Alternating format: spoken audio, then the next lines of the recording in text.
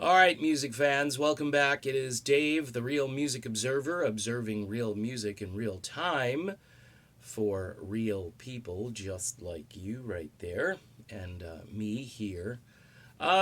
Yesterday, I did a couple of Steve Perry videos, and today I want to address some of the stuff that people have been sending me back. I had a feeling people were going to get defensive about Steve, and I was pretty much right. Um, More or less blaming the interview and this interviewer from the New Statesman.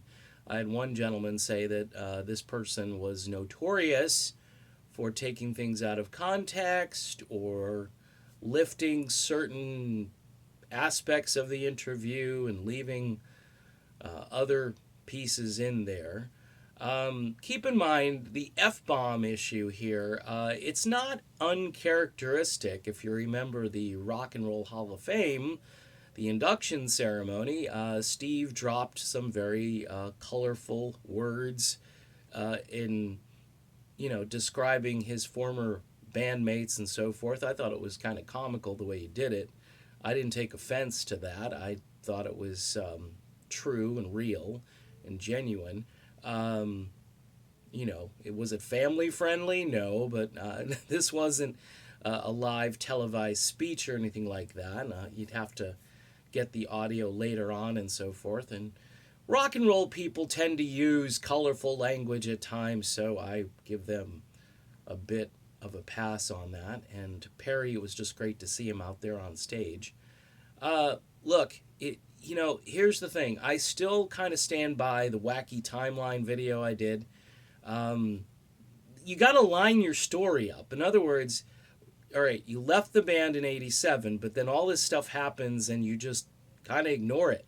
And then this one interview, now you're really upset. You're comparing how you reacted in 98 to your high school days and how you developed your coping mechanisms in those days.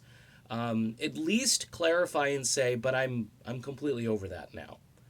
Um, the fact that it's spoken of at that point makes it sound like the grudge is still there, that water did not clear out, the water under the bridge was not enough, and where Neil Sean is over there saying, "Hey, Steve, we love you, brother. Olive branch, olive tree. Uh, Gonna dedicate this to Light. Steve Perry. This song Lights to Steve Perry because, um, you know, he was the catalyst for all of this great music and so forth. It works both ways. Journey keeps the catalog alive. That helps Perry financially. It helps Perry's music stay in the limelight. It keeps it on classic rock radio stations. And you can thank Arnel Pineda for helping out there as well. And Steve Augeri and Jeff Scott Soto and everybody else who helped keep this music alive. And hence, Soto has a song dedicated to Steve Perry. I think that's pretty cool. And Neil Sean, for the rest of this tour, I'm sure is going to dedicate Lights to Steve Perry. And I think that is a way to say, hey, look, our partnership was important. We believe, or I believe, this song was more important than any song that we've recorded. I think Neil's been saying that throughout this tour, kind of indirectly.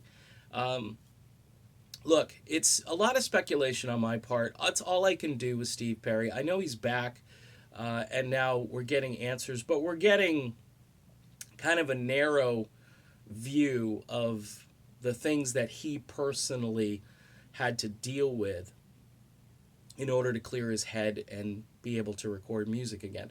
And all of that stuff is fascinating, it's interesting, it's certainly newsworthy, and but when it comes to what happened with his relationship with the other guys in this group, um, this is very interesting to a lot of people.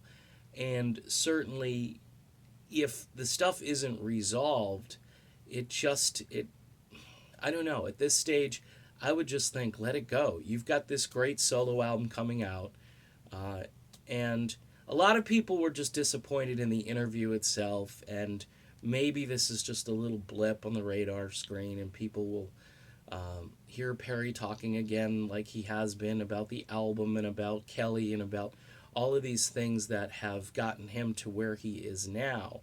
But there are a lot of people who love Steve Perry more so for his work in Journey than his solo material. All right, there are people that like both, but I still get people that say, "Hey, Journey is not Journey unless Steve Perry is in the group." Which at this stage, come on, he just doesn't want to be in the group, and his voice has changed a bit, and I don't think he wants to be singing separate ways every night. Let's just be honest about it. And you know, Journey, for all intents and purposes, is winding down this year and may not wind back up again in this form ever. Ever. It may not even happen. We'll see. But for now, I'm Dave, the Real Music Observer.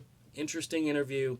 Maybe it's just one of those moments we should just say, okay, it's a bad interview. Let's just forget about it, move on.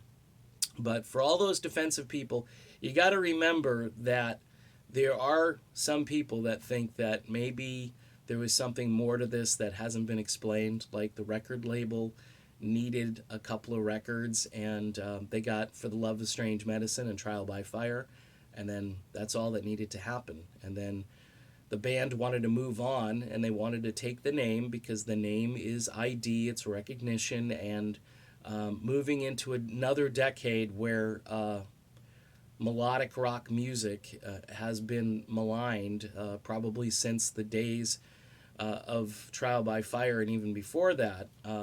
You needed that in order to earn some type of concert revenue, and it's worked out pretty well. All right, done. Be back soon. See you then.